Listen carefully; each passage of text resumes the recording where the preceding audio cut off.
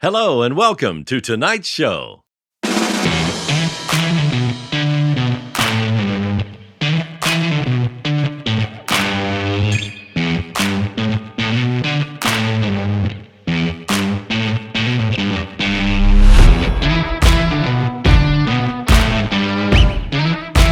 And hello and welcome to episode 159 of On the Bench, the podcast for scale modelers by scale modelers, all about scale models. And this episode is being brought to you by Brad Warlston, who has become one of our latest Patreon supporters. You too can be just like Brad and help the show by simply going to www.patreon.com/onthebench. And don't forget, every one of our Patreon supporters gets an OTB sticker.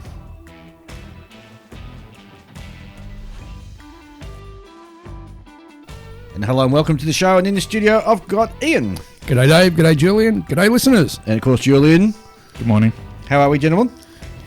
Good. Yeah, not bad. Had a good feed. Sitting back now, relaxing. Bacon, sausages, eggs, coffee. Yep. Toast. Yep. Yeah. Good old continental breakfast. There you go. Ian, you have had a massive week last weekend. You were the one of the leads for the Australian contingent for the 48-hour build, and what a successful weekend that was. That was great. I raised about £7,000. £7,000? Which works out to be about just over 12,500 Australian. Wow. Over 2 days. Yep. Oh, sorry, 3 days, I should say. Yeah. And no, it went really well. Managed to get my project finished. What was your project for those who... Well, I decided, I've only got 48 hours, so I'm going to pick something with one colour. Yeah. So I got a juice and a half, Tamiya juice and a half aerial refueling truck. Oh, nice. So I built that up. It's a great little kit. What colours? Olive drab. Okay.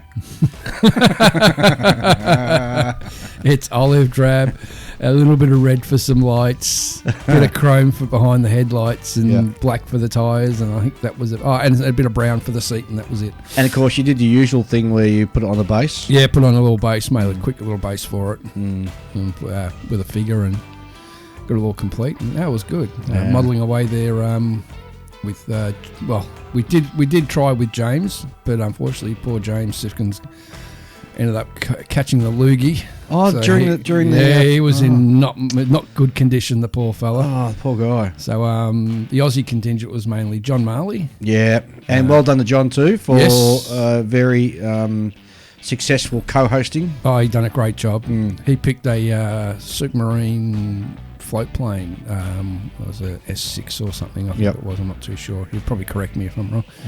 And then we had Jason from Outlaw Paints. Oh wow, fantastic! He tackled a big project though. I thought he's a bit crazy tackling it. What did he build? An Edward 148 scale BF 110. Oh, did he finish it?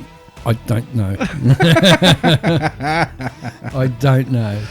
But no, it was it was really good. We stayed on a few times, jumped into a few other people's sessions, and had a good chat with the guys from England and Holland and America and so forth. It was really good. It was really successful. Sensational. Looking forward to next year. Yeah, well, hopefully next year I can be part of it. And as I said, family, it was Michelle's birthday on that weekend, so it's just impossible. It makes sense. There's some things in life that you just have to put a fence around. True. But congratulations to James and Malcolm and Models for Heroes. Well done to Ian and John Marley as well as Jason as well for jumping in. And also a big, huge thanks to the other podcasts around the world who jumped in as well. And everyone just put their full effort in. It was great to see. And also a huge thanks to those people who took part and donated as well. Yeah. I mean, £7,000. That was £4,000 last year, I think. I think it was something like that. Or was it 3,000? I think it was about three and a half maybe. And to do seven, that's double just sensational. Yeah, that was good. Yeah. Was the had the auctions go on for the Aussie stuff? I don't think they could have done better, in my opinion. Okay. I don't think there was enough people there. Yep. Especially Friday night. Friday nights is really difficult to get people on there it because everyone is usually tough. goes out Friday nights and so forth. So they all have their own social. Everyone has their own social life, sort of thing. So But look, hopefully next year we might be able to get a few more people on board to tune in and put. There's some nice kits that went really cheap. Yeah, like I know someone ended up picking up an ICM Model T from the Australian the light patrol cars. Yeah, the one you built. Yeah, $20. Get out of here! Someone got that for. Seriously, $20? Yeah, like people buying like paint packages for $50, and you got about $100 worth of paint. Oh, they stole it. Yeah. So that to me was the only disappointing part. It could have had more people. I think, yeah, and as this, because it's an annual thing, so as it gains more and more, notoriety, I think more people will jump on. So yeah. And John Marley's in the process of setting up a similar thing for the Australian veterans. Yeah, I have been talking to John offline over the last year or so, and he's a fantastic ambassador and very passionate about this as well. So it'll be interesting to see what comes of that into the future. But we'll certainly keep you informed. And definitely off. He'll have our full backing. Yeah, 100%. Yeah, 100%. Well done, mate. Well done. Thank you, Julian. How's your fortnight been? Yeah. I've been doing some 3D printing. Yeah, I noticed. Yes. Didn't I score well? Yeah. Well, because the day after, on the Monday, was a public holiday for us. So that was good because I could sort of relax and chill. And Julian popped over for a visit, and I ended up getting it must be a bit over a foot long ornithopter. Wow. Yeah, it's just such a cool looking thing. I saw that at when he brought it into Model Club on the Friday night, and it looked awesome. Yeah, it does. It looks so cool. Plus a couple of really cool figures, like little gaming size figures. Yeah, figures bore me. No, these ones are pretty cool. One of them, the one I want, because he gave me a whole heap of pictures. He said, "I'll just pick a couple." And one of the ones I picked is a punk robot. Punk robot. Yeah, it's like this robotic robot sort of. It's a bit Chappie inspired, if you know that movie. Like Chappie, but he's got like a leather jacket, like a spiky mohawk, given the demon sign, and big club with spikes over his shoulder. That's a really delicate figure, though. Yeah, it just looks so cool.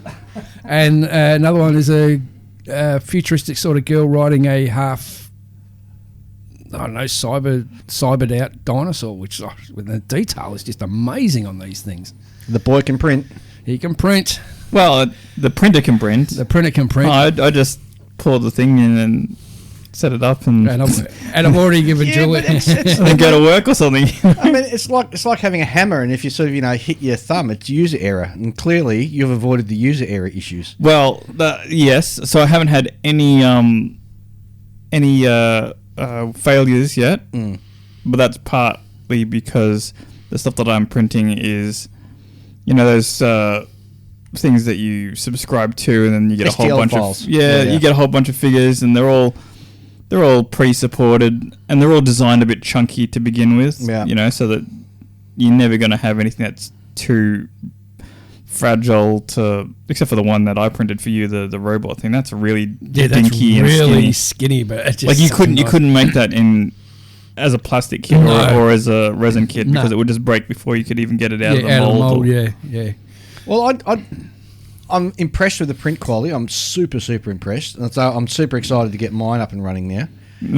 And I was just thinking about this the other day. You remember, like, back in the early days of the podcast, we were sort of, talking about, what's 3D printing going to be like and what's it going to bring to us? Well, here we are, not more than 3 or 4 years later after we sort of spoke about it. And the stuff that we're able to produce is just mind-blowing. Yeah. I know, it's great. And I've already given Julian a down payment for me next one. Oh, what's your next one? Oh, no, of course, it's got to be Godzilla. Godzilla. Got to have a decent modern Godzilla. Yeah, there's a few really good Godzillas out there. Oh yeah, they look amazing. I mean, like, they do all the monsters, Yeah, all the big kaijus throughout the ages. Wow, it was really cool. So about you, Dave? What have you been working on? Well, I bought nothing. I did buy a model kit to do for the 48 hour. I thought I'd jump in and do a 24 hour, but even that I didn't make it for that. Yep. So I've got a 72nd scale UFO sitting there waiting to be built. Oh yeah. Does it come with little Flying grey- saucer. Flying saucer, yeah. Does it come with little grey aliens? No. That's a Just, shame. and it's like 6 pieces, so I thought it'd be pretty easy. 6 pieces. You couldn't even get around doing 6 pieces, man. Couldn't even get to the bench. Family issues kept me, or family commitments kept me away from it, unfortunately. So, so that's sitting on there. I've nearly finished my 2001 spaceship. So I've got to hit you up, Ian, for a new base for that. So I'll get you the measurements so you can make that for me. Sure. Apart from not much, I haven't really had much bench time, and I'm feeling the worse for it, to tell you the truth. Oh, this weekend. What about today? Well, this afternoon, I reckon I'll probably finish off the 2001 spaceship. Okay. So I'll get that done. And then I don't know what I'm going to do, because it's going to be, as we speak, the temperature is tipped to hit 37 degrees today, which Celsius. is and it's going to be very warm and but yucky. You'll be indoors. Yeah, I know. I'll be indoors, but With the aircon on. yeah, that's true. But I don't know, because Ian told me I should be watching something on Netflix. So I'm torn. Oh, you there? You're lazy. See, this is the thing, because the wife's out this afternoon, so I've got the whole house to myself. So I can either watch TV shows I need to catch up on, or do modelling. I was sort of weigh it up. Yeah. Anyway. For me, today's just kicking back on the couch, watching Netflix, and tomorrow, when the weather's a bit tamer, I'm going to spend the day doing some painting. Yeah. All right. Well, let's have hear a word from our sponsor, SMS Paints, and we'll be back with the mailbag very shortly.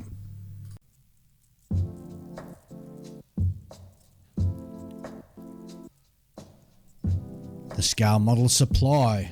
Certified Australian made, the Scale Model Supply has a comprehensive range of premium acrylic lacquer paints that have been specifically developed to cater to the scale modeller. Designed to use straight from the bottle, SMS Paints have taken all the guesswork out of airbrushing. Simply shake, pour and spray for a fast drying and extremely durable result. But wait, there's more. SMS have just released the new water-based range, Infinite Colour.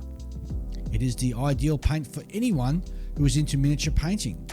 And with 48 colours that can be mixed to create any colour you want, the possibilities are, well, infinite. The ever-growing range of SMS paints will suit all types of model builders, be it military, aircraft, train, car, science fiction, or even Gunpla. SMS paints will have a colour to suit you. Available now through selected stockists worldwide and online at www.scalemodeller.com.au. Okay, we're back with mailbag. The first one we have is from Tim Cratch. Did I pronounce that right? That's why I pronounce it. Thank you. Well, at least I got the Tim right. Hey guys, Tim from Wisconsin. I have really been enjoying the podcast. I have listened to a few of the new ones, then decided to start from the beginning. Thanks for all the tips and tricks and just general model discussions. However, a couple of questions for you. I have not looked yet to see if you have done so, but do you think you'll be redoing your paint podcast with any updated information? Also, have you seen any kits of the 1934 Standard 16 from Dr. Blake Mysteries? For you shipbuilders, are there any good tugboats? Thanks again. That's Tim Cratch. Tugboats. Yeah, tugboats. There are. So yeah, who was it again? Was it? I know they do a lot of detail sets, and I've got a lot of their detail sets. And Black Cat. No, not Black Cat. You sure it's not Black Cat? But I know there are some tugboats available in 1350 or 1700. And they're in resin. Yes, yeah, resin yep, kits. Yep, I'm just trying to remember the brand names. I'm pretty sure it was a Black Cat model, so then, yeah. Might have been them. Yeah. But 1934 Dr. Blake Mysteries. Yeah. I don't know. That's an interesting one. So while we think about that one, we'll certainly need to circle back perhaps and have another session on paints, although if you really want some deep dive into paints, I highly recommend you go and listen to our good mates over at Sprue Cutters Union. They did one recently on a couple on episodes on paints, and they sort of dive right into it. So go over and have a look at their back catalogue and have a listen to those guys because they did a sensational job. You know what Will's like. He's engineer mind and he goes right down the rabbit hole into it, Yeah, and very true. Very true. Fantastic. Yeah, but 1934 standard, geez, I don't know. Which is a car. So I don't know for those if of anyone you would do that. Yeah. I can't think of anybody who does that. Yeah. Yeah. Is it a British car? Is it an American car? Dr. Blake series, that would be a UK-based car, yeah. Yeah. I'm not too sure. No yeah, idea. see, I think you're out of luck on that car, probably. I don't know for certain, but it is unlikely, I think, because, those sort of era cars are the kind of things that would be done by AMT, right? Yeah. Or And AMT maybe Johan. And AMT stick to American cars. Yeah. Also, Tim, definitely go and have a look at Black Cat models. They do a lot of 1/350 scale. They do a US cutter, Coast Guard cutter, and 83-foot landing vehicles. So there's a few there that perhaps might tickle your fancy. And I have seen tugboats. It drives me nuts as to who did them. Yeah. And I know it's a big modeler who normally does like you know what? No, I'll have to go back and have a think, and I might reach out to you offline for that, Tim. So Yeah. So anyway, thanks very much for listening. Thanks very much for writing in. Jamie Hago writes in, "Hi chaps, I thought I'd get in touch with you, being Aussies and all that. My mate at work was lucky enough to have his F-18 chosen to be painted up in the 75th anniversary scheme, so I thought I'd make it for him. But I can't source the DEKL The decal sheet. Would you or any of your listeners..." That's not how you spell decals. Of course not. It's just him being creative with the way he writes decal. Would you or any of your listeners have a spare at all, if they wouldn't mind selling? And apparently the scale doesn't matter. So I'm trying to remember who made that sheet. Red Roo models, did they not do it? Or what's the other mob there in WA that do the limited edition runs? Oh, gosh. No, I can't think of it either. But if anyone out of listeners does have that sheet and they're willing to part with it, just give us a Yeah, holler and if you pass want it on to Jamie. If you want to do any kind of Australian RAAF type of aircraft, then you would go to Red Room Models. Yeah. And you could probably even email the people who work there, and they would be able to put you in touch with anyone who might have done it in the past or could do it for you. They're very knowledgeable. Great bunch of blokes too. Oh, they are. Yeah, Awesome blokes. very community orientated. Yeah. Or like Jamie says, if anybody's got a 75th anniversary scheme, doesn't really care about the scale that you're willing to part with, just drop us a line and we'll get you in touch with Jamie. Yes. Rightio. David Roach writes in, "Dear Benchers, I'm an unabashed COVID modeler, having come back to the hobby during the pandemic. My wife found an old Sopwith Camel model in the attic that she had brought for me when we were first married, which I built during lockdown and was instantly thrown back to my youth. I also started listening to podcasts, and when I found out through your show that Wingnut Wings was shutting down, I spent way too much money on buying up Wingnut Wings models. But that's another story. Anyway, I've got a couple of things I wanted to bring up. The first is 3D printing. I was introduced to rapid prototyping back in 1989 when I worked in the automotive industry. This technology was a third of a century old. I then went on to use these technologies throughout the 90s on all kinds of products, but the trick was mostly on the CAD software side. Since then, I've mostly been in management, so I've lost touch with the CAD software that's required for 3D printing. What might be interesting for your show would be discussion on which CAD programs people are using, since there are so many alternatives now, e.g. cloud-based Microsoft versus Mac platforms, etc., etc. Perhaps that could be an interesting topic. Well, on that, again, CAD software, I think it's a really sort of personal sort of choice. And again, I'll point you back to our good friend Will at Sprue Cutters Union, because he's deep dived right into all this. Doesn't he? at the same time, I've had similar sort of conversations with him. Yeah. And he's most likely going to say, "I'll just do it in Fusion 360." There's Fusions. You could do it in other things, but just do it in Fusion 360. Yeah. At least that's the impression I got last time talking to him.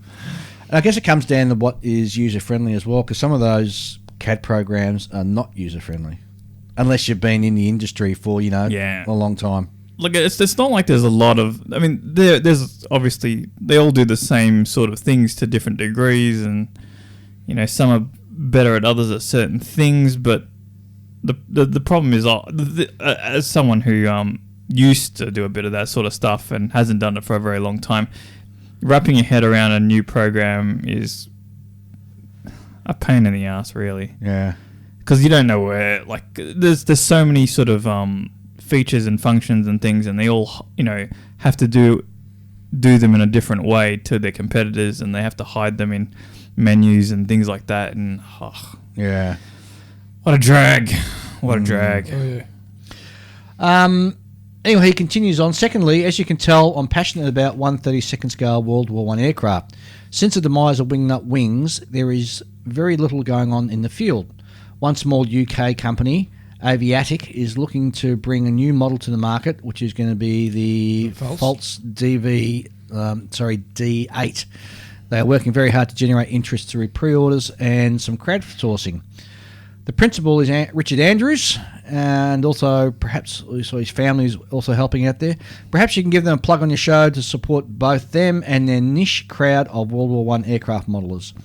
Also, perhaps you might be an interesting guest for you to have a think about getting on your show. Thanks, and I really love the show. All the best from Canada. That's David. Excellent. The other thing too is don't forget there's Roden. There's Roden who does World War One, and Copper State Models. Copper State Models do some really fine nice work. Yeah. And I'll be surprised if you haven't already sort of had a look at those, David, because they're really good. You have to remember that it's a year or two away since the death of Wingnut Wings. 2 years now, proper. Yeah, and you got to give them a bit of time to fill the void. Yeah. Rush into that power vacuum. Power vacuum. Yes. Very true. Actually, while we were in between letters, I've just been quickly looking online. Tugboats. Yes. Where are we? We've got Alliance Model Works does a Woban class district harbour tug. Yep. There's also you can get a tugboat Rowan Garth, which model doesn't tell you what brand that is, and Orange Hobby does some as well. So there are tugboats around. Yeah. Okay. All right. We'll check those ones out. Well, that's actually it for listener mail. It's a very short one this week. Short and sweet today. It's fine. So what we might do is take a very short break, and we'll come back and have a look at what's new in the modelling world. What do you reckon, gents? Sounds like a plan, mate. All right. Back very shortly. Whether you build aircraft, armour, ships, science fiction, cars or figures, the Fine Scale Modeller magazine provides the how-to information you need to take your modelling to the next level. In each issue of Fine Scale Modeller, you'll find clear how-to features on model assembly and finishing written by experts, reviews of the hottest model kits and products, tips and techniques for assembling, painting and finishing, as well as inspiring photos of readers' models. To find out how you can get your copy of Fine Scale Modeller, go to www.finescale.com. All right, back to have a chat about what's new in the modelling world. And before we get to the Falcon, we've got some interesting news from our friends at Beacon Models. Brian actually dropped me an email the other day and just asking if we can again let everybody know that their stuff is ready and to it's being order. Shipped out. I know a few people that have got their kits already. So if you recall, Beacon Models, a couple of guys who used to be part, or one of them certainly used to be part of Wingnut Wings, and they've gone off and done some work in their own sort of sphere, and they're producing these lovely dogfighter set kits, which is a Spitfire Mark 1A and also BF 109E-4 in 1/44th scale. And you buy the kit and you get both of those versions in there.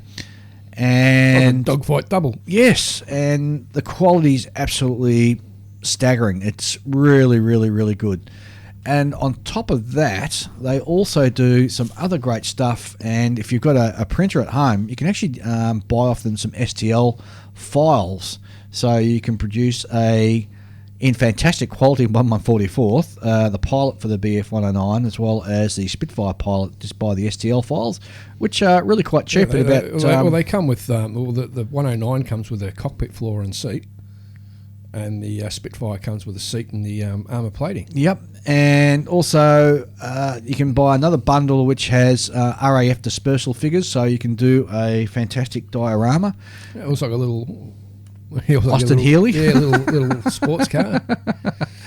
And of course, they've also got a sheet of decals so that you can... And the clever thing about the decals is they've got all the numbers 1 through to 0. for the 109s. So you can do... And also all the letters for the RAF so you can do a complete squadron in 1/44th and have the right correct numbering and lettering of the aircraft. Yes. Which I think is a really clever idea.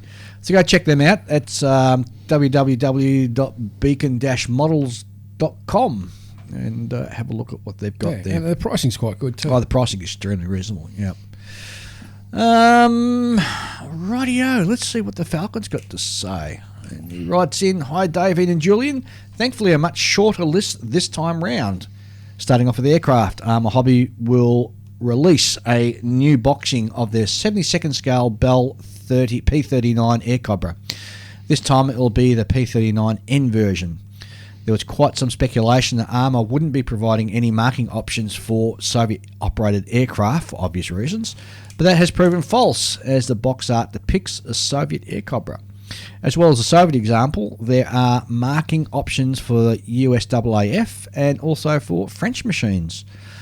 Also worthy of note is Armour's P39 was awarded Model of the Year by Model Fan magazine. That's interesting. Well, that's very good.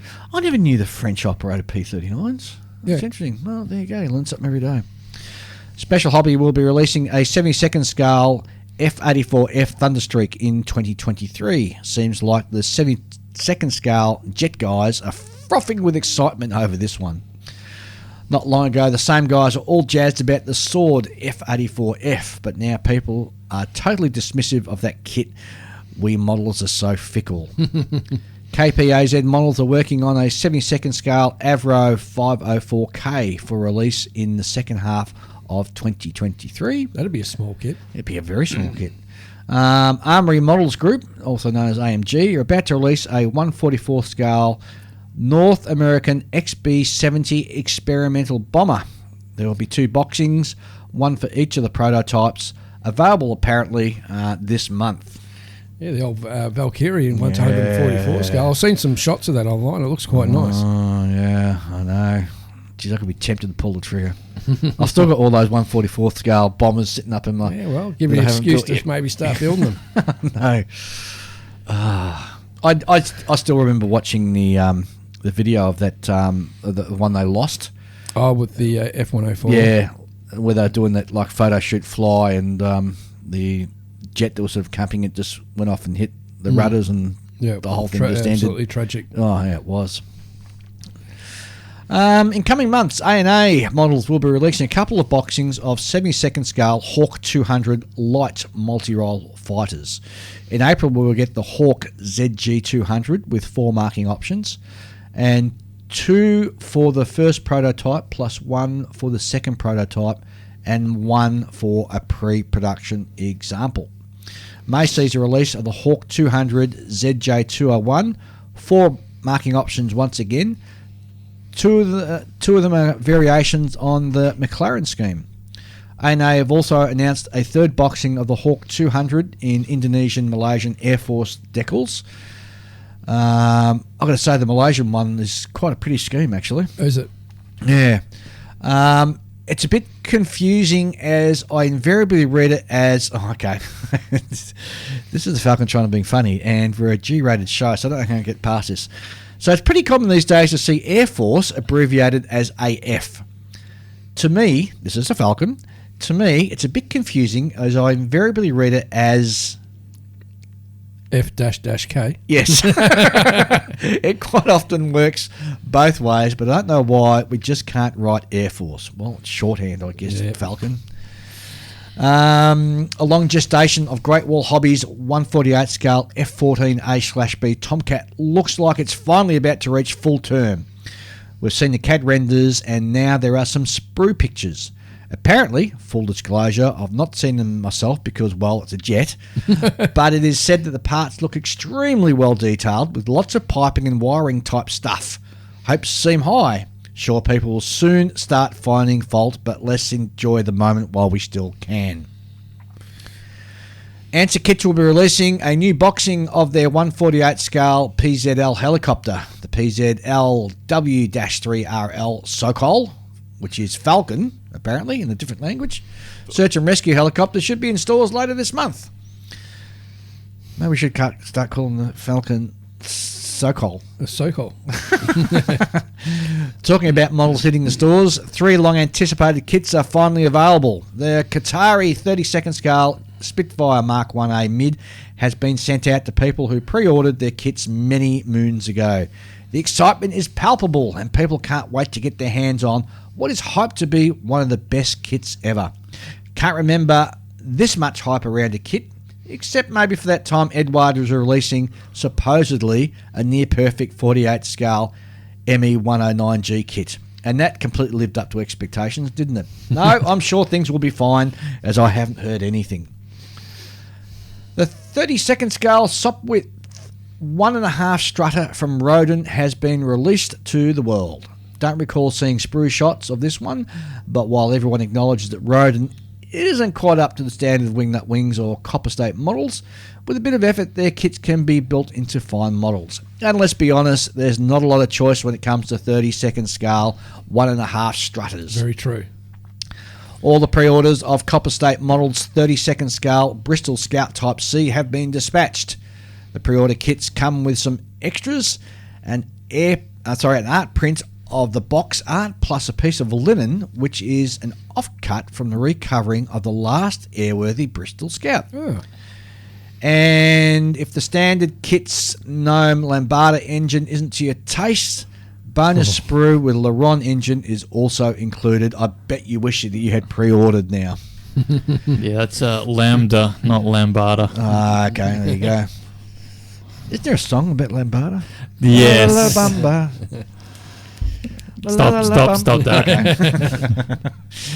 And I think that's it for aircraft, except Edward have let it be known that they are working on a World War I aircraft subject. Absolutely no clues on what the subject may be or even what scale it is. Fingers crossed it's a 48 scale Zeppelin. Oh, that'd be massive. Military vehicles. Ace Model are re-releasing their 72nd scale ASN 233 Tiger-M Span in Ukraine service. Border Model are releasing a second 35th scale T-34. You may remember their T-34/76 with the unusual add-on armour. They have gone in quite a different direction with the new kit. It's a T-34/85 composite turret factory 112. I'm pretty sure that T-34 nuts will know exactly what that means. As well as a fairly standard these days metal barrel, workable tracks, and fret of photo etch. The kit includes 5 resin figures sculpted by Jason. The figures are a combination of crew and tank riders and look pretty good. Don't know the price yet, but if it's around the price of a normal kit, the 5 resin figures, jeez, get that out, Dave. The 5 resin figures are quite a bonus. Copper State Models are releasing a 3D printed 1/35th scale model of a World War I motorcycle, TR Model H. Does the TR mean Triumph? I don't know. Oh, I've got to get my hands on one of them. The detail on this thing needs to be seen to be believed. How they're able to get the spokes so thin is a mystery.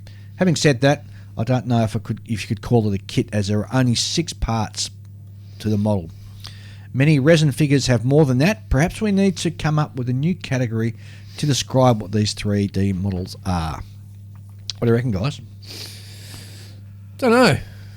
Yeah, still call them kits. If you got more than one piece, you got 2 pieces. It's 2 bits you got to put together. We're still, yeah, I mean, still considered that flying saucer you got has like 6 pieces. So well, that's right. That's right. If you've got to put it together, it's still a kit. There you go. Rifle Model have announced a new version of their 35th scale Soviet KV tank. The new kit is the KV-1 model 1942 with reinforced cast turret. In trumpeter speak, that's an air-fried tower. That's his attempt to RFM have also shown CAD renders of their recently announced 35th scale T55 AMD with the Drozzled active protection system with workable tracks. Looks nice, but it seems Taken have put a lot of effort into what is a one-off vehicle. Not sure if there'll be a lot of demand for this one. Dragon have announced another re-release. Their 135th scale Jagdpanzer OTF G1, which is a 2-in-1 kit. The kit provides parts for both the early and late versions, most notably 2 different upper hulls, one with a Zimmerit and one without. There are also 2 aluminium barrels, upgraded magic tracks, and a 3D printed cylindrical stowage bin. Dash Works have announced a 135th scale Lark V early version. I think we can assume this is a reboxing of the Gecko kit, which, by the way, I have in my stash. The model has correct details for the Bundeswehr and early Vietnam versions, and there are 5 decal options on offer. Taken are very busy, hot on the heels of their announcement of the 2 M103 kits. They have announced yet another kit, and boy, oh boy, am I excited. Finally, at long last, a model manufacturer has had the vision, the sagacity, and I don't think it's going too far to say the courage to produce a 135th scale kit of what has been, up until now, a sadly neglected subject. Folks, it's finally happening. We're getting a Stug G. Stug LCF. And not just that, it will also be one with the Winterkitten. Winterkitten. There you go. Not so, so not one, but 2 Stugs in the same year. Mind has been blown. Who would have ever thought of such a thing would ever come to pass? I'm not too sure if that came across as me being sarcastic, but there are actually a lot of Stug kits out there. There are a heck of a lot. Miniart are well and truly back in the groove with 2 new kits from them. We have a 135th Tempo E400 Hochländer Priest, which with 4 marking options. There's a Junkers AG and a Reichs Abledist, and a couple of military options vehicles from unknown Luftwaffe and Army units. I guess that makes sense to somebody because I've got no idea what that is. Also in 35th scale, it's a US armoured bulldozer. 4 marking options, 3 for vehicles operating in northwest Europe, and 1 for pushing dirt around in the Philippines. Finally, Tamiya are reboxing their 35th scale Leopard 2A6 main battle tank. Gee, I wonder why they're doing that. It is a special Ukraine edition. The plastic is standard, but you get a decal sheet with generic white crosses and Ukraine flags. Obviously, Ukraine isn't yet operating any Leopard 2s. They're just about to be. So we don't know what the actual markings will look like. Previous form would suggest that the Ukrainians will find it very hard to resist modifying the plain white crosses into something that looks suspiciously like the Balkan Kreuks. Going to make those Leopards look very, very German, you might say, as German Air Force. That's it from me. See ya. That's it from the Falcon. Interesting. Yeah. You guys got any new stuff or kits that you want to... No, that's pretty much... I had a few I was going to mention, but he's already mentioned them. Yeah, he's pretty good, isn't he, the Falcon? He's on the ball. He's on the ball, all right. All right, we're going to have another short break as we get ready for our very exciting interview, and we'll be back very shortly.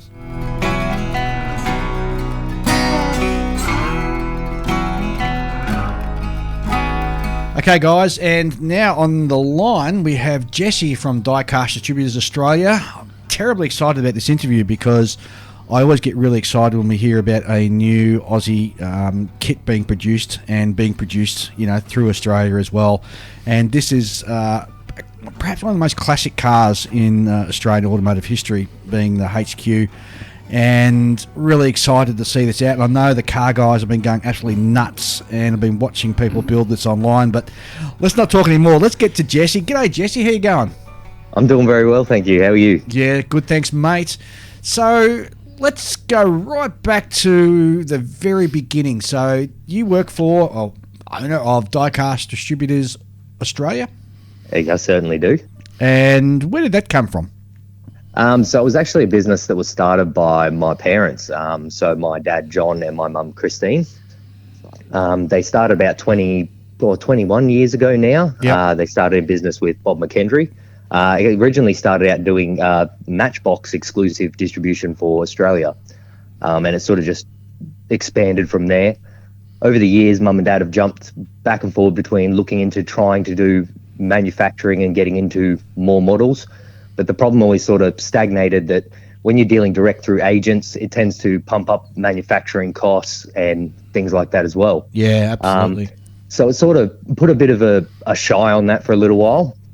But a big thing ever since I got involved in the business in the last 5-6 years now has been being able to deal directly with the factories so that we can get that manufacture cost right down and produce a really, really quality product at a really good consumer price point.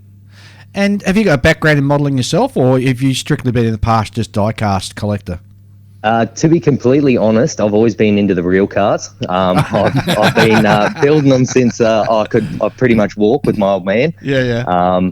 So that sort of carried on into life, which I actually moved into. I was a chippy by trade until I had a bit of a car accident and sort of shifted what I was doing direction-wise. And Dad hit me up and said, look, I'd like to start doing something different with the business, and it adapts sort of a bit of your knowledge in what you do in the car scene today.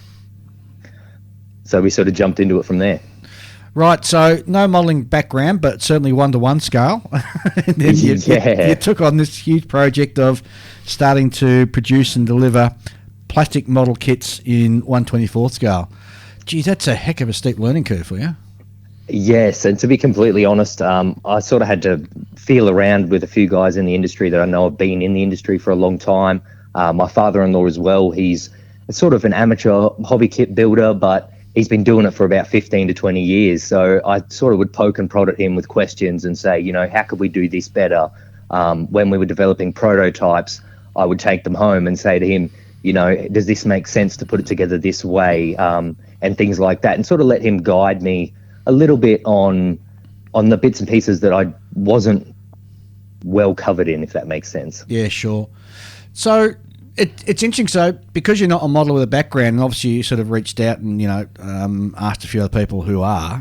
Do you think that helped you or hindered you? Look, I think it helped in some ways. I think it would be difficult if you went to someone who possibly did this on a professional level. Because then it sort of, you get to the finer degree of details and points where if you do make all those changes, then you start to sort of price yourself out of the market. Yeah. So what I attempted to do is go to my father-in-law, because he is sort of in that amateur level. Yep. And I said, what would you expect out of a kit that we could still produce that would be to a top tier sort of level of quality, but without a hefty price tag? Mm. And the first one you decided to land on was the HQ, Holden HQ. Yeah, so the reason that that's all come about is essentially what we're trying to negotiate as a development of product range is release the car in a die cast. At that same point in time, I design all the tooling components, all the changes that we need to produce the plastic kit. Yep. Obviously, there would be some crossover between component parts like engines, etc. Yep. And then go from there. So the idea is that every time we produce a model in a die-cast car, within a 6 to 12 month rotation window, you should see that start to float out as a plastic kit. Right. So I'm interested, do you do all the CAD stuff yourself, all the CAD work yourself, or?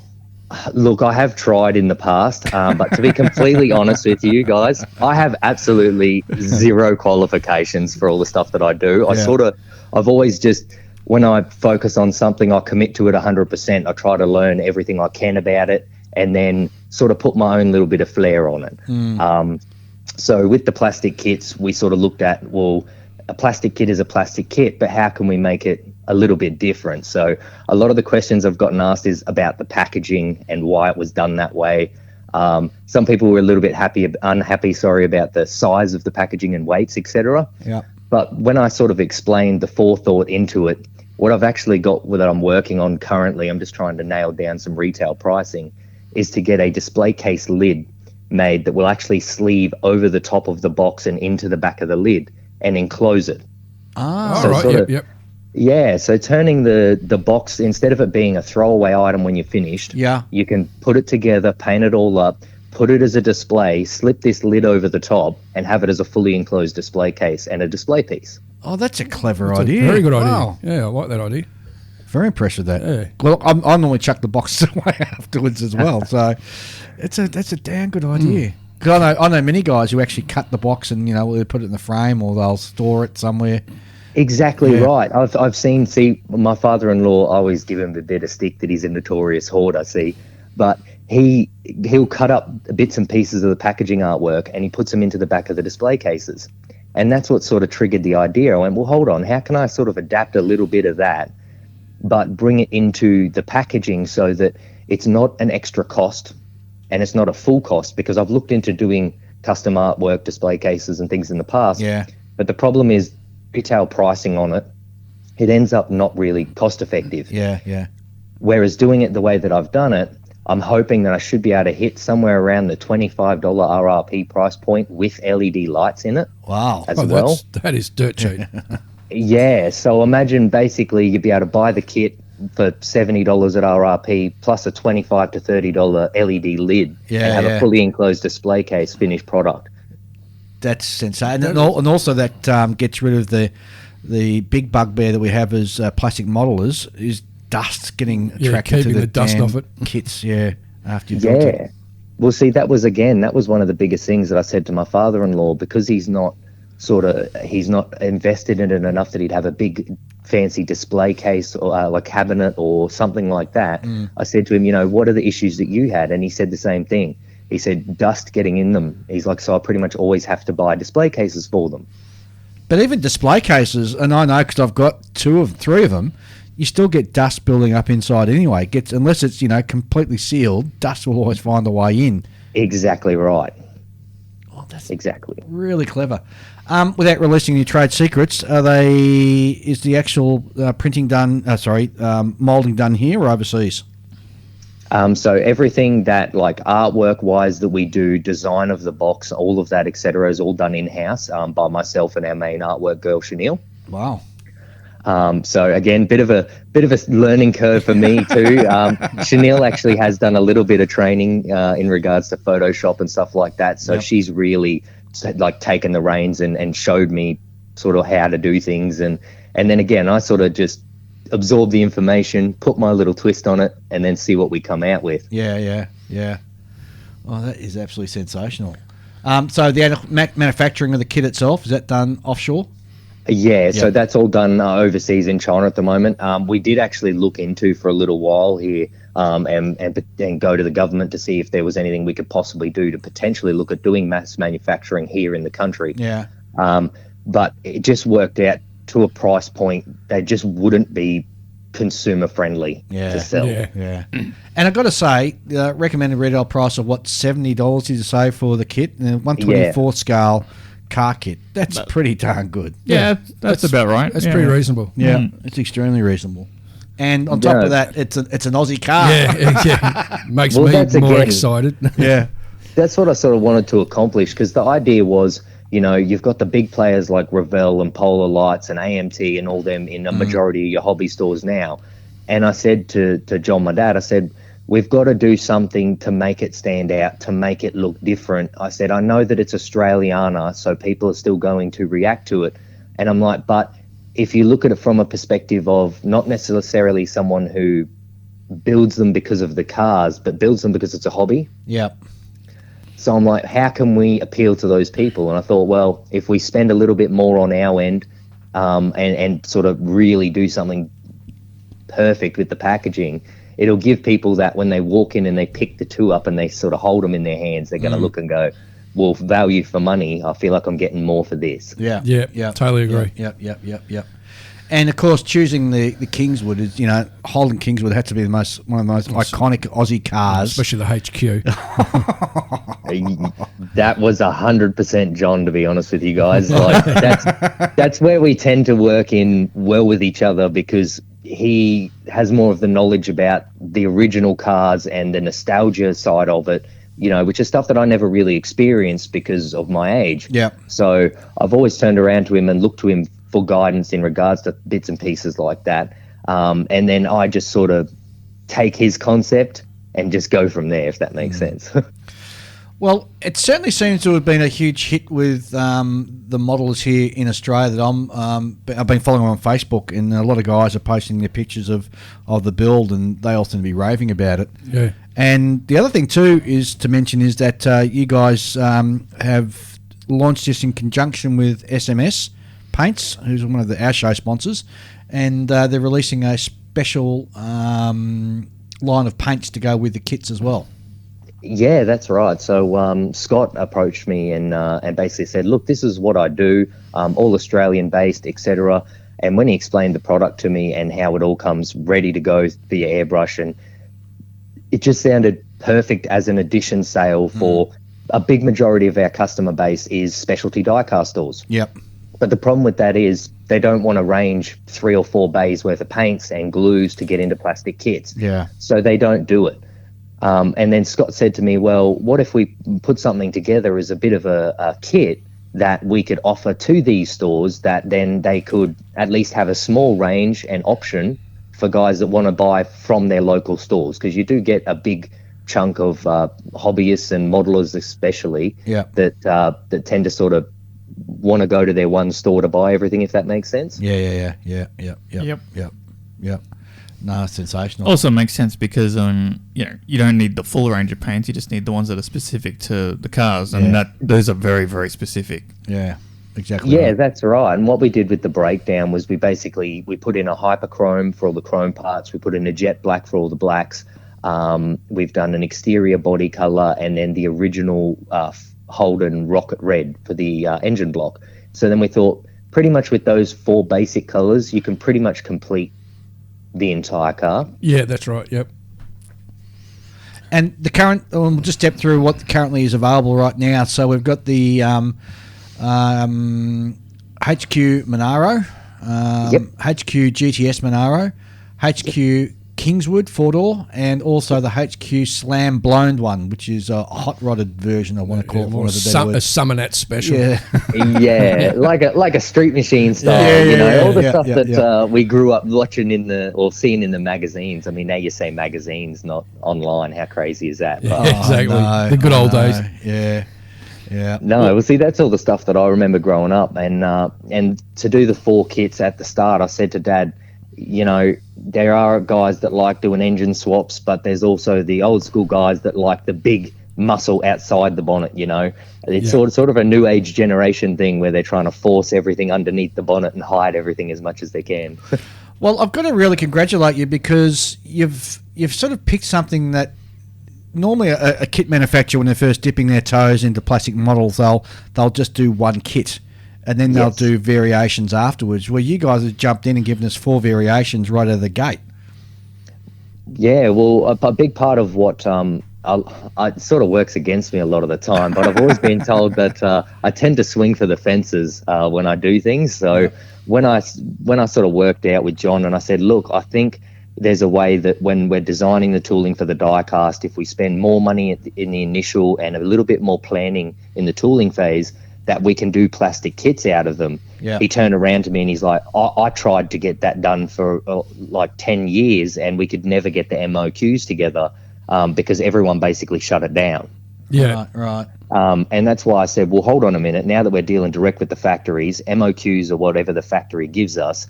And as long as I'm putting enough work to them, they'll pretty much do whatever we want. Yeah. Which is really, really helpful in situations like this. So instead of going massive and doing only one version, we went lower quantities and then split them across the board to give 4 different variants, so that it's not just up to the guys that want to chop them all up to modify them. There's guys that can just buy them pre-done, ready to go, just build them, paint them, good to go. Yeah. not knowing much about the diecast world, so do you guys actually produce your own diecast cars particular to your range, or is there like another worldwide couple of manufacturers that you go to source the diecast cars? So we used to go to Greenlight in America. They were our main point of contact whenever we did projects. Yep. But over the last 5 years now, it's all done direct through me and through John to the factories. Right. So we've sort of cut out that middle point, which has allowed us to get, like I said before, I suppose, more detail and bang for buck, because we're not getting that extra cost in the middle. Yeah. And which works out for the purchaser at the end, for the collector or the modeler, because they're reaping those savings. That's right. Well, and again, the point being, I'd prefer someone to be able to walk in and buy 2 of my kits because they want to spend that much money, instead of looking at it and going, I can really only buy 1. Yeah. And originally, when we started working out the plastic kits, I started with a consumer price point, to be honest with you, and I said this is where we have to sell them at. Right. And then I worked back from there, and I said we have to give the retailers this much margin so we can keep all the hobby stores running. Yep. And then went back from there, and I had to change bits and pieces here and there and take hits on our end and bits, but it's about producing a quality product. Yes. And to be completely honest with you, what we've got right now in the planning, by the end of the year, we should have somewhere in the vicinity of 24 to 30 variants in plastic kit. Oh, my God. Oh, I'm excited. I'm waiting for the GTs and the E49 Chargers. What about the Sandman panel van? Well, I mean, when you say that, do you mean like how many of them would be completely different cars and how many of them would be variations? So majority of them that we've worked out, depending on, for example, like with the HQs, we did 4. With the panel vans, we've currently got 5 slotted in. The 5th one is actually going to be the Mad Max panel van, which will include like your decals and everything. It'll include the roof rack, the hand, all the accessories as well. So that'll give us 5 variants. Oh, you mean you got to have Gondolindi's hand? Oh, of course. I mean, it wouldn't be that car without it. Exactly. Gondolindi wants his hand back. That is brilliant. One thing that I noticed is that obviously the engine configurations are really obvious, but the ride height is something that because I do build a lot of car models myself. That's something that you often don't see a lot of people take. A lot of manufacturers pay attention to. They'll just sort of slap wheels on because they'll re-release the same kit with different wheels, but they won't change the ride height to suit. That's exactly. See, that was a big thing for me when I first started, and when we first started sort of working on ground up tooling ourselves. I turned around and I said, I want 3 different ride heights. So in actual fact, there is 3 different suspension heights that we've worked on in our tooling. To allow us for one that sits right up for a bog stock standard height, one that drops just a little bit lower for that custom style look, but without having it look like it's basically bagged and on the ground. And then that slam version that basically drops it all the way down, pulls the wheels all the way up into the body as well. So the idea was sort of to capture a little bit of, again, what we discussed, I suppose, like that street machine style, that wild. Exactly. And a lot of cars, I've always looked at it like a car's sort of an expression of the person that drives them. And so for me, to be designing stuff that people are obviously very happy with currently is really, really awesome, because I like to think of it, it's a bit of a statement about me and what I think about automotive, the industry, I suppose. But it's sort of endless where you can go with this, because you've already got the base kit for the HQ. And, then into the future you can look at doing, Bathurst decals and all that sort of stuff, and for the cars as you move forward into the future. It's just, that's right. The possibilities are just endless. Oh, yeah, definitely. And the idea behind what we're trying to do with the race cars and things as well, we're currently working on doing them as like sticker packs or decal packs. And the idea behind that is that by doing them in that way, the MOQs for us would be a lot lower. It'll keep the pricing down, but it means that we can do a way bigger range. So people will see a lot of the cars that they might think, oh, they'll never make that color scheme. But I like to do those different things that people look at and say, "Oh, we'd never make that. Like, why would you?" Yeah. You know, a little bit of insider goss, but I've been working on a concept car for a A9X station wagon. The station wagon version. Oh. And I've copped a lot of interesting feedback on it. Not a lot of it positive, but just little things like that. You know, like I would love to get to a point where over the next 5 to 6 years with what we're doing, that I would say we'll have close to 100 to 150 tools in 24 scale, which means that we should be basically between the diecast and the kits, we should have everything covered from sort of early 60s point up until the current stuff. Oh my God. That's I couldn't be more excited. You know, from us who, you know, this plastic kits is our thing. That's really ambitious. Yeah. That is, I'm excited. Look, I was a little bit, what's the word? Repeatedly told to calm down by management. But look, the way I look at it is you got to make a statement. You got to strike while the iron's hot, and you've got to sort of show everybody that we're not just doing one run and done sort of thing. We're going to try and bring these cars in that they're staple range, so that you don't have to run to the shop and buy them the second they're released. That we're always going to carry stock of them and pump them out between the Australian stores. Because right now we deal with close to about 1,100 retail outlets around the country. I know my local hobby shop's got a half a dozen HQs on the shelf already. Wow. You say you got 1,100 retail outlets around Australia. Yeah, so between we deal with a few like petrol station chains as well that run run our diecast cars, but specifically in regards to like hobby stores and diecast shops, guys that run really successful online businesses, things like that, there'd probably be somewhere in the vicinity of maybe about 400. Yeah, yep. Also, these kind of things are sort of things you could almost run in memorabilia type shops, you know. What's it like? Like we supply museums and things as well, like car museums and bits and pieces like that too. Oh, of course, yes. Also, those sort of tourist trap shops that sell the, you know, the kangaroo nuts, you know, the Lucky Charm type things and the little flags and stuff. Oh, it's Australiana. Exactly. You can't get more Australiana than Aussie muscle cars. Yeah, that's the kind of broad appeal that you can put this kind of thing in that you wouldn't put a plane or a tank in, right? So, Jesse, you've pleased one half of the market with your Holdens. Are there going to be Fords coming out as well? There is. So what I'm currently working on right now, and the reason why the Fords took a little bit longer to kick off is we've basically everything we make, we get the licensing for directly, whether it's Holden, Ford, Chrysler, etc.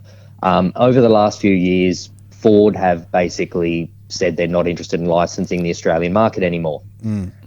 Which sort of became a bit of an issue for us. We found a bit of a workaround, and we are getting the next lot licensed. But I've currently moved all the 24th diecast tooling that we had that was produced by Signature Models that we bought, which was the original. You guys might have heard of the Oz Legends brand. Yes, I have. Yep. Yeah. So a few years back, Mum and Dad bought the business out, all the tooling, everything, etc. So I've moved all that tooling now. And because they've already got the die-cast tooling with all the parts, I've basically just got to get them to pull it apart, 3D scan bits and pieces, and then retool a few extra bits so that we can do XW and XYs. Oh, yes. Straight off the bat. Oh, my God. A little bit of inside information, I suppose, too. We haven't announced these yet, but we are currently working on the 3Ds for a XWXY station wagon. Oh, you heard it first on the Bench podcast. Also a utility and a panel van. Oh, actually, what have you thought of doing the XY four-wheel drive utes? I actually see. Thank you so much for asking that.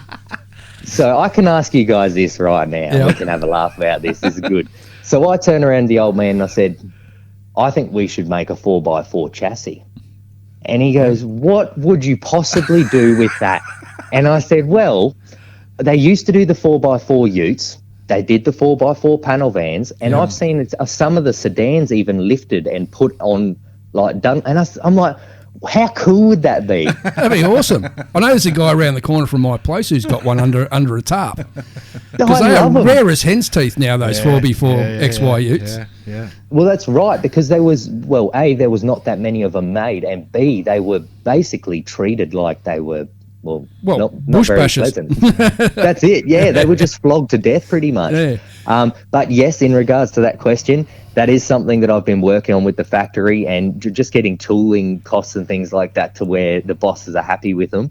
But that is something that I'm working on currently. Well, here's another one for you when you're doing your XWs. Yeah. The electric blue Carroll Shelby powered one. The one-off. The one-off Shelby XW. You need a model of a one-off, do you? Hey, it's a Shelby powered XW GT.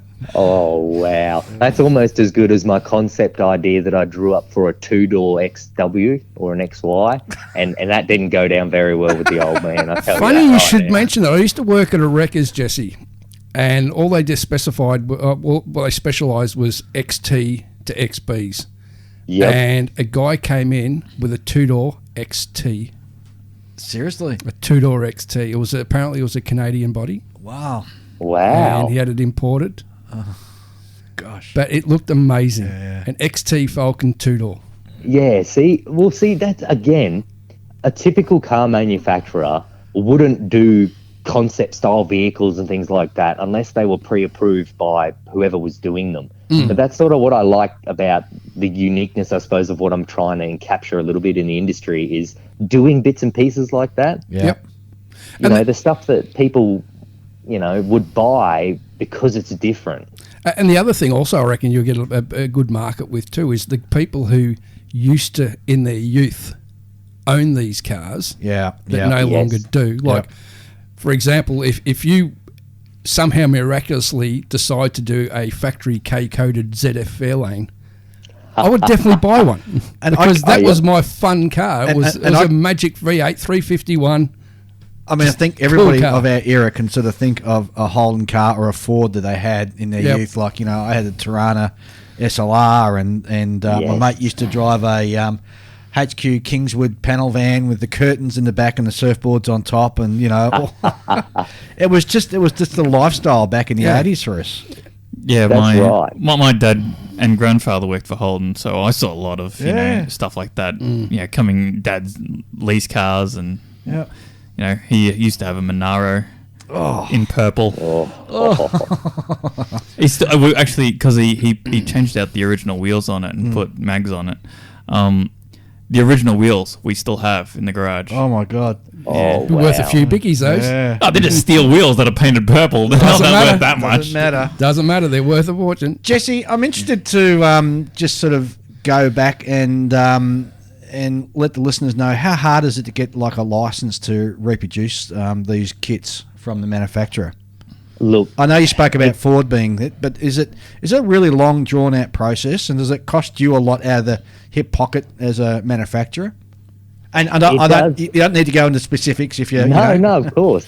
No, look, it does and it doesn't. It costs us a net percentage and what we pay of basically our wholesale price. Right. Now, Holden and the guys in Australia that handle the Holden licensing have been absolutely brilliant with us. When I basically pitched the idea of what we wanted to do, and I said, look, at this stage, it's an unproven field, so we are sort of jumping into this a bit blind, but I'd like you to work with me. They were really, really good in that regard. So the Holden licensing basically, after we've done what we've done in the last 12 months, we had a meeting with Con, who handles the licensing for us, and he basically told us that we've got open slather now for anything we want Holden licensing. We can see maybe we can see an LJ in the future. Commodores.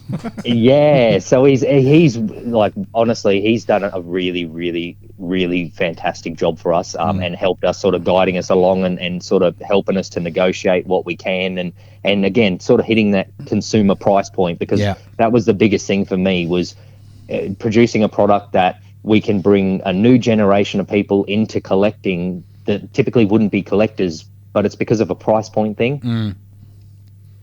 Definitely. Well, that's very interesting, because I can already picture a canary yellow VL Commodore sitting on my shelf. Oh, yeah. Look, again, the TMI. My workplace is actually next to next door to my workplace used to be a forklift shop, but they went away and they got replaced by a hot rod shop, and they do drag cars and everything. And I see like 5 different VL Commodores go through that place every week. I don't know where they come from. You never see them on the streets. But here's the other thing I've just sort of thought about. I mean, you can get, if you could do a decal sheet of all the state police forces, because all of them ran, Holdens and Commodores at some point in their lives, didn't they? Exactly right. Well, to be completely honest, in regards to like the police and emergency forces and that, you've got to get it all. That is something that you do have to get licensed. So they actually copyright the styling of the reflective surfaces. It gives it that sort of that square effect, I suppose, down from the old candy cars. Yeah, so I guess they have to safeguard it against people who want to be pretend cops. Yeah. Yeah, so there's some of them that we can do, but I am, again, in regards to that, I've been pushing a little bit and sort of trying to find out who I can go to get the license, because I'd love to do like current Australian cop cars and things like that, because it's memorabilia stuff that you see all the time. Yes. Yep. Very true. And it'd be a great seller. And all you'd have to do is just do the decals and put it in, sell that separate so people can buy the decals. And that's right, yeah. And then you do it, and then you tie them into the plastic kits so the guys can build all the different cop cars that they want to from all the years and things like that. And I think it's sort of a bit of positivity in regards to law enforcement and things like that, because these days there does seem to be a lot of negativity around that. So getting a new generation of people sort of, looking at it in a positive light also helps. Yeah. Yeah, old VJ Valiant from the Matlock Police. remember the Interceptors, the Ford Interceptors? Yep. Oh, my God. Yep. Well, that actually was leading me into my next thing too, in regards to by the end of the year, what we're currently working on, just so you guys are 100% aware. We've already got the panel van tooling for the plastic kits is all being finalised right now as we speak. So we'll have those 5 variants basically go into production in the next 30 days. So we should see stock of them in about 90 days to 120 days. God, you guys are pumping them out. So the kits that are currently on sale, do they have any decals that are with them, or...? No, so that was one thing that I did get a lot of feedback on, which, to be completely honest with you, I completely overthought at the time. But things like the Holden decal in the front grille and the little Holden decals on the wheels, etc.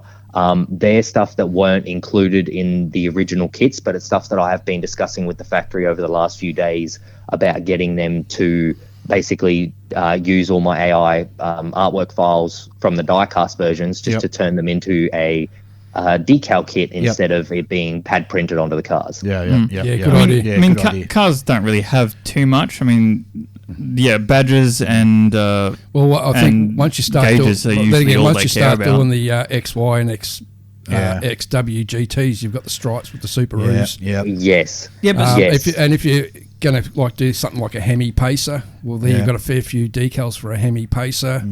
As RT well. Chargers, they got a bit of decal work on them. I don't think stripes per se are necessary for decals, really. I mean, a lot of companies will do it, but I don't think it's that necessary. A decent modeler can paint the stripes on, but you've got to also think you've got to give the option to first-time modelers. Yes. But the reason why I brought it up is because of there are certain, because you're doing such a wide range of different variants and things, and there would be some like the SLR 5000 down the side of the Tirana. That's kind of a thing that everyone would want to do, right? Definitely, or the something that's XU1 required. badge on the rear panel. Yes, same thing. It's basically required for you to build those kits. So that's something that. When I got pointed out to me the first time, I turned around and I've gone, oh no. Then I laughed with the customer at the time. I said, see mate, I said, this is what happens when you have a nufty like me with no qualifications is making this stuff. And he laughed and he's like, look, that's all right. He's like, that's why we tell you these things, mate, so you can get them sorted. How's the uptake been of the kits you've released already? Look, it's been very, very good. We originally brought in just under 1,600 of the 4 styles, essentially sort of thinking that, you get the few guys that would buy, one of each style, etc. But we sold out of all of them in like 4 days of them landing in the country. Oh my God. So they were really, really well received. Yep. Everybody was, again, I know I harp on about it a little bit, but a big point of what I've tried to sort of do is start at the consumer price point to be right, but then also to give the retailers the margin so that it's worth it to them to really push the product, because they're making money out of it. And that's a big part of what we do. And the other thing I was just thinking of, when you release the Mad Max panel van, that would be a great step for the international market. Yes, well, that was a big thing for me as one of the first to do that we could potentially sell worldwide. And then the idea after that is, depending on how we go by the end of the year, I'd love to have XA and XBs in 2 doors and 4 doors. And I know they've been done before, but my thing is, if we do them properly in 24 scale, we get all the detail right, I can do the spin-off the plastic kits at the same time. So we can do all of the Mad Max movie cars in a plastic kit, and sort of fill the range out really nicely. Because the only plastic kit you can get of the Interceptor is Aoshima. Yeah. And if you can you can get your hands on it, you're paying well over $150. Yeah. Nearly $200. That's exactly right. Yeah, and they only see it as just another car in their lineup. Yeah. So they don't see it as a merchandise for movies type of car. Yeah. And they don't do enough runs. Yeah. Nope. They tend to look at the Australian market as, I suppose, it sounds really horrible, but I guess they're used to selling to markets of 3, 4, 500 million in a country, and then they look at Australia and they go, psh. Yeah. But that's why a big part of the push of everything that I've tried to do is, fill all the gaps that all the guys overseas aren't interested in doing any of this. So what can we give that everybody's asking for all the time? Yeah, definitely. And from our perspective, because we monitor the whole plastic scene quite heavily. There's an overwhelming sort of thing where Japanese manufacturers will take care of the Japanese market, and then international markets are almost like an afterthought. Yes. Like only Tamiya, like the real massive worldwide brands, would really consider the international market as important. As important, yeah, that's exactly right. And for me, I mean, I guess being the little guy trying to push into the bigger market, I do see the potential of getting the product everywhere. I mean, in the past, everything we've ever produced in Diecast that had any sort of correlation to the Mad Max movies just went crazy. Like the volume of that we've sold in that Black Interceptor over the last 10 years would have to be somewhere in the vicinity of 30,000 pieces. Oh my God. And that's popular. That's just die-cast. Yeah, that's popular. That's my point. Like people tend to not sort of realize that it has this massive big cult following, like all around the world. And when I pitched the idea to Dad, I said, if we slot in the XA and XB so that we can do those, it gives us that full movie range in die-cast and in the plastic kits. And then generates the interest for those who've purchased it to look at your other catalogue of what you've got, and just through osmosis they'll go, oh geez, and Tirana looks nice. Especially the Americans. Once the Americans start, they love their muscle cars, and when they start seeing what the Australians can produce, because I've been watching lately on YouTube, there's a company over in the States, I think called Mad Max Cars or something, and they're forever just importing XA and XB coupes. So and you're wondering, why are we seeing any XA, XB coupes here anymore? Because they're all flipping over in America. The Yanks love them. They are. That's what's driven a lot of the price of them, like the real ones everywhere here in this country have just gone through the roof because they're just exporting so much of it now. Also, there would be like a separate license to do movie type stuff, right? Yes, there is. So specifically with the Mad Max license, bit of a funny story actually. So originally when they went to make the car, which Mum and Dad made a 24th version of this car, it'd be 18, 19 years ago now. and they tried everywhere to find who they could get the licensing from, and they couldn't get the licensing, and that's why it wasn't originally branded as Mad Max this. Yep. Right, yeah. Even to a point of when Greenlight started producing it. Now, Greenlight are very, very big on licensing.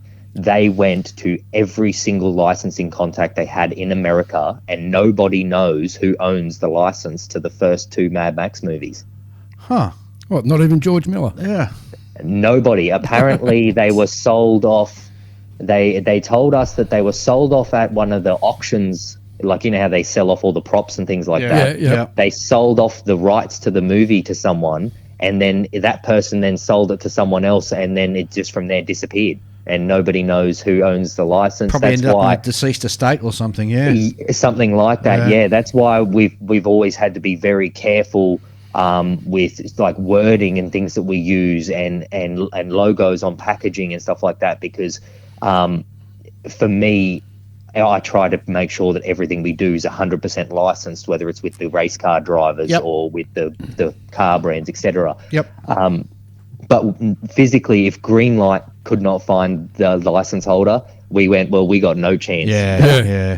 Because they're already dealing with the big guys, Paramount and all that, then Universal. And even all those big guys, they could not track down who owned the license for it. Isn't that interesting? Yeah. Yep. I'll tell you what, get somebody to produce a kit and actually do all the proper stuff, and you'll soon find out. I wonder if it ended up being resolved when they brought out the newer movies, though. Well, see, that's actually a valid point, and I did ask the guy that handles all the licensing at Greenlight, and I said, what's the deal? And he said that's why that they did the new movies as a spin-off, not as a recreation, if that makes sense. They were more of a spin-off film, and it's because they did not know who owned the rights to the original two. That is so crazy. they couldn't even track them down. So they don't know if it's been lost through, like you said, a deceased estates or something like that, or some cowboy in America that's got real deep pockets, just doesn't know what he's got. Or but it was a bit unfortunate for me, because I would have loved to have done a really, really cool, intricate, specific to the movie style packaging and things like that for the product. And that's why we sort of just had to go to that middle ground with it. I understand. Fair call. Wow. Well, I've got to say, Jesse, we're just so excited and so happy that we got an Aussie manufacturer doing Aussie kits, and which are going gangbusters from what we can see and what you have told us. And there's yourself, there's Horizon Models who do rockets.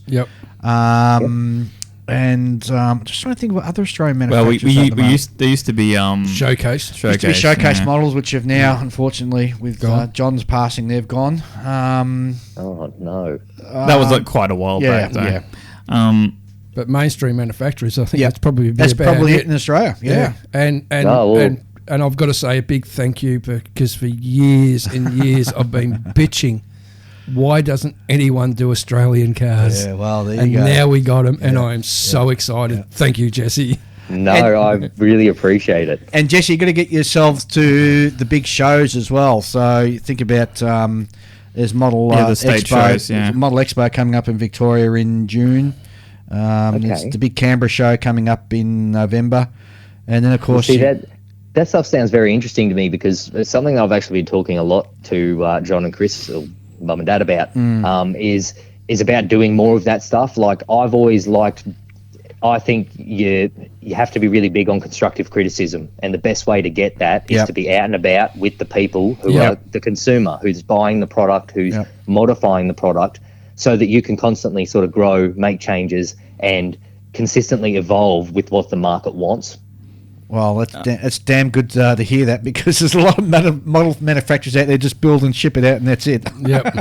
No, well, see, that's not what I wanted to accomplish. I want everybody like yourselves, hearing glowing reviews and being stoked with the product and saying how great it is. I want that to continue for the next 10 years of me making this product, not, it start to hit a point where everyone goes, this could be better, and why haven't they made any changes, because we're not competing with the big guys who are running off 20,000 of the one product and selling everywhere in the world. So we need to keep our market share happy. Yeah, Totally agree. And also, don't forget, there's the big international shows as well. You got the European one and the US as well. So, but we can touch base on that later on when you got some Fords ready to be released, perhaps. No, well, definitely. Like I said, hopefully by the end of the year, we'll have at least, around that 24 to 30 mark, and in that we'll have a couple of Fords, a couple of the Chryslers as well, because I'm moving some of the Valiant 24 tooling. Any hints on what we're going to be seeing for the Mopars? So at this point, we're going to have the VJ XL body off the bat. We will have the E49 and the E38, which again is only the front end's different. So they will have them off the bat in a couple of different variants of each. And then from there, we'll sort of feel out a little bit of where the market is with the cars. Out of every car brand manufacturer, I'm probably the least knowledgeable in the Mopar stuff, which is really sad. But there's not much info available anymore, because most of the info got burnt when they sold it off to Mitsubishi, I think it was. They just bulldozed everything. That's the problem too. Like that's one thing that Holden's done really well in regards to licensing too. If I go to them and I say, what original advertising materials and things have you got? They send me all original copies of stuff so that I can edit them down. And so you probably will have noticed in the background of the plastic kit packaging, when you lift the lid, the top bits, they're an original advertisement done by Holden specific to that model car. So whether it was a Kingswood or a GTS, or there was one that sort of modified a little bit and put like blown and custom and things through it, just to sort of change it up a little bit. Just a little sweetener for the consumer. Well, when those, that's right. When those Fords come out, Jess, we have to have you back in the show, and more importantly, I need to talk to you about coming to Wisconsin in the US in 2024 for the big major show over there. Mate, that sounds absolutely brilliant. And hopefully, by 2024, we should have a big chunk in the range in the Fords. Definitely. Excellent. In the Fords. So it's very excited. So where do people go if they want to have a look or indeed even purchase one of these kits now? So the easiest way to find the product, you can jump onto our website. Now, we don't sell direct to the public, but it'll tell you whether or not we have the product in stock or not through our website. You can also contact our office as well to get a local stockist or an online store. We are currently working on getting something embedded into our website that you can just punch in your postcode and it'll give you your closest physical store, and then maybe some online options as well for some of the bigger guys. And that website is? So it's www.DDAUS.com.au. Okay, so if everybody missed that, that's www.DDAUS.com.au. And also, I'm pretty sure you'd be excited to hear from anybody who perhaps wants to distribute them overseas as well. Yeah, definitely. If you're overseas and looking for something a bit different in the plastic kits, feel free to contact us through the website. And yeah, we can go from there. Fantastic. Awesome. Jesse's been awesome having you on the show. We're looking forward to have you back on the show when you got some more news for us. Yes, and definitely. I'm sure all of we've been having a lot of emails lately from people saying, well, you guys don't build enough cars. Well, clearly, I think we're swinging the other way at the moment. Definitely. All right, Jess, thanks very much for being on the show, and best of luck in the future, and hope to see you at a model show soon. It sounds perfect. Thanks very much for your time, guys. No worries. Thanks, buddy. Thanks, mate. Bye. See you later. Well, that was a sensational interview, wasn't it? I am so excited. I'm giddy. Well, Giddy is the word. After the interview, I had to go and get a cloth to wipe up all the saliva that's coming out of you because you were drooling there. Yeah, definitely. Oh, my God. For years, I've been just aching. Why doesn't anyone do Aussie cars as plastic model kits?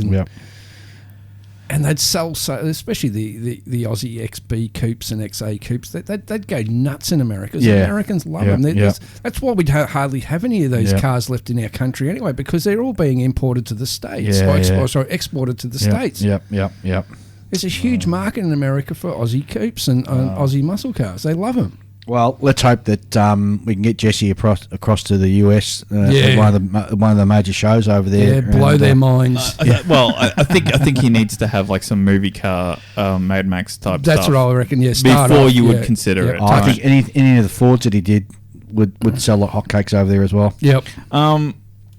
If he ends up going into more modern sort of things, like the current-ish Commodores, right? Mm-hmm. Because remember those would get imported. Because remember they got sold as police cars. Well, also as Pontiacs. Yeah, you'd have to do a left-hand drive version. Well, maybe not necessarily. I mean, there are companies in the States that will import out Commodores. Yeah, especially the Utes. The Commodore Utes and the Barra Utes, the Ford Utes. Because they sold a lot of our later Holdens over there as what was it, the Pontiac SS or something like that.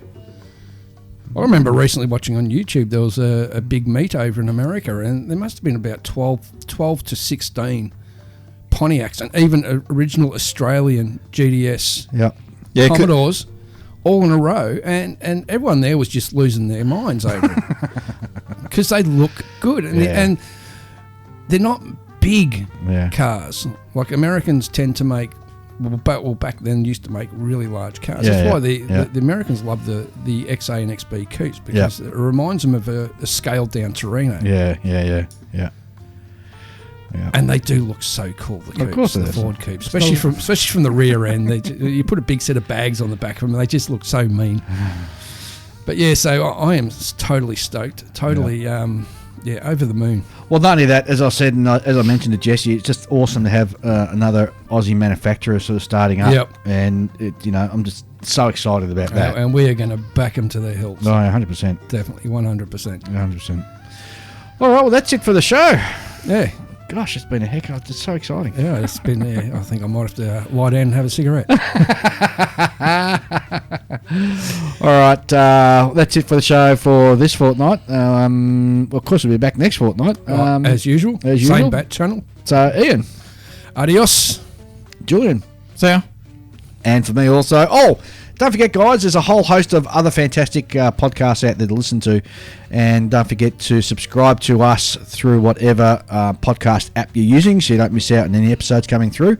And if you go to Scale Model Podcasts, there's a website there set up by Scott up in Canada. Sorry, beg your pardon, Stuart in Canada from the Canadian show, where you'll find links to all of the podcasts. So go and have a look there, and don't forget to rate all the podcasts as well. Give them a 5-star rating. Yep, it just helps keeps us going. Everyone can find us that way. And also, if you want to send us an email, you can send an email to onthebench64@gmail.com. And of course, don't forget our fantastic Facebook page for everybody, which is On Your Bench. Yep, and which is growing daily with in numbers. And there's some lovely kits. Yeah, there are being seen built on there. Wonderful kits, and we love the fact that you're sharing what you're building with us. And one in particular that really's got my interest at the moment is our good friend Mark Box is building a little pre-World War II 1/700 scale ship, which is just it's about the size of a match. It is tiny, and the detail he's throwing in there is just extraordinary. Keep up the good work, Mark. All right, okay, guys, we'll be back in a fortnight. See ya.